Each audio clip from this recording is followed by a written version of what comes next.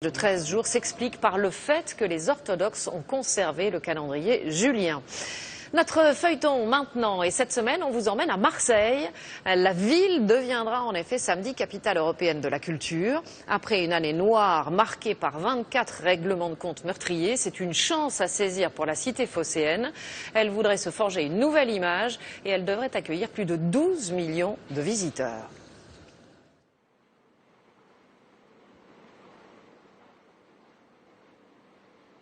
Le vieux port de Marseille, fondé par des marins grecs, tout le monde reconnaît le fameux site antique. Mais 2600 ans plus tard, bizarre, un curieux bâtiment tout noir accueille maintenant le navigateur. L'objet, accolé au fort Saint-Jean, s'appelle le MUSEM, le musée des civilisations d'Europe et de Méditerranée, tout un programme bien à l'abri dans sa dentelle de béton, une résille qui découpe le bleu du ciel. Mais à quoi sert-elle? Alors la résille, structurellement, elle n'a pas de fonction, elle est purement esthétique. Donc elle est comme un voile sur le bâtiment qui permet de limiter l'impact du soleil sur le bâtiment également. Dernier nettoyage avant la visite du président de la République le week-end prochain. Gérard Gazon est l'ingénieur du ministère de la Culture, chargé du bâtiment.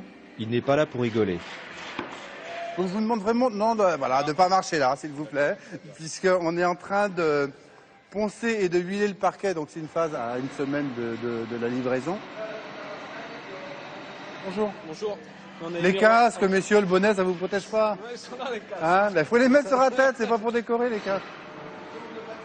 C'est par ici que les visiteurs découvriront en juin les collections du musée.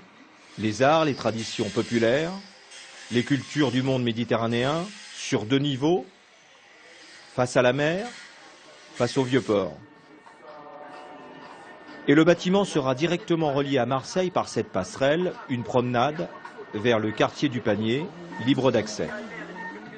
Parce que pour l'instant, ce n'est pas vraiment le cas. Sully est un artiste, un animateur qui habite le quartier depuis 22 ans. J'attends avec impatience de pouvoir traverser le pont pour voir ce qui s'y passe réellement de beau, quoi. Parce que moi, ça fait quand même un petit bout de temps qu'on attend cet événement avec impatience. Vous habitez juste derrière? Juste derrière, le Panier, depuis quelques années déjà. Le Panier, quartier rénové, l'arrivée du TGV, le cœur historique de Marseille s'est bien transformé ces dernières années. C'est de plus en plus cher. Il y a de moins en moins de couches populaires, on va dire. Il y a plus de touristes. Comme là. Voilà, comme là. Et ça a vachement changé. Avant, je rencontrais énormément de grands-mères dehors, surtout en été, avec qui je discutais du Panier d'antan. S'il habite au Panier, malgré les changements, Sully travaille plutôt loin du centre, dans les quartiers nord de la ville, des quartiers populaires, d'un tout autre style. Ici on vit à l'air libre au milieu de la verdure, on respire l'air pur que nous offre la nature. Alors Eux, ce sont les dockers du port de Marseille. Encore plus loin du centre-ville, près de Fos-sur-Mer, les quais reçoivent ces monstres d'acier, des porte-containers, venus du monde entier. Il faut vite les charger ou les décharger. Les équipes se relaient jour et nuit. Ici, le temps est compté. Ça train d'embarquer une cale. Embarquer une cale, c'est-à-dire en dessous le pont dans le bateau, à l'intérieur du bateau. Ah oui, d'accord. Là, vous voyez, là, en haut, là, c'est le clapot qu'on voit. Et tout ce qu'il y a dedans, c'est à l'intérieur, la cale. D'accord. Et comment vous appelez ce matériel-là? On dirait un straddle ou un cavalier, quoi. Un cavalier. Voilà. Et ces cavaliers et ces portiques présentent bien des dangers. Au changement d'équipe, il faut tout surveiller. Le haut, le bas, devant, derrière.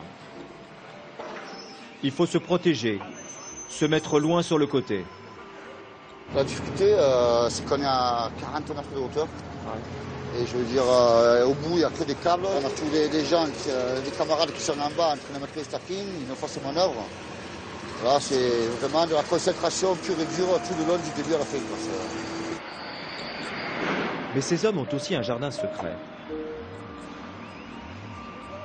Une passion qu'ils vont nous révéler lors d'une exposition à Marseille, cette année, la capitale culturelle de l'Europe.